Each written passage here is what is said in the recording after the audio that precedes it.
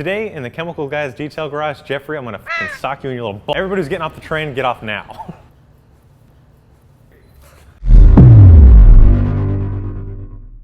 Today in the Chemical Guys Detail Garage, we have this 2008 Bentley Continental convertible.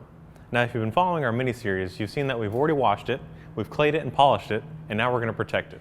But before we move on to our last step of waxing it, I wanna add a little bit more magnification, as well as fill in some of those minor imperfections. So that's why we're gonna glaze it using black light. Now, black light is going to enhance the gloss and the depth of this paint, as well as any kind of metallic that's in the paint job itself. So all you have to do is apply it onto the surface, let it cure for about 15 minutes, and you can do this by machine or by hand. And on a car this elegant and with all these contours, I'm going to do it by hand to ensure that I cover as much surface area as possible, giving it that long-lasting bond. So over here we have our black light, and we are going to start by shaking it up just like we always do. And using a microfiber applicator, I'll apply a few lines and then we can start blotching it out on the paintwork.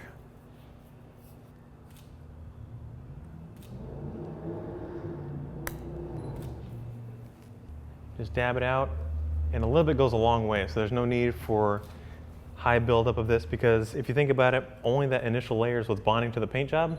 Everything else is just being wiped away, and that's wasteful. So we'll spread it out in even strokes. And you can use a cross-hatching pattern where you go up and down and then side to side to ensure that you've covered the entire surface, as well as spread it out as nicely as possible, because a fine coat is going to last longer, it's going to bond better, and again, it's using less product. And we'll go around the vehicle to enhance that shine, as well as bring out that metallic flake.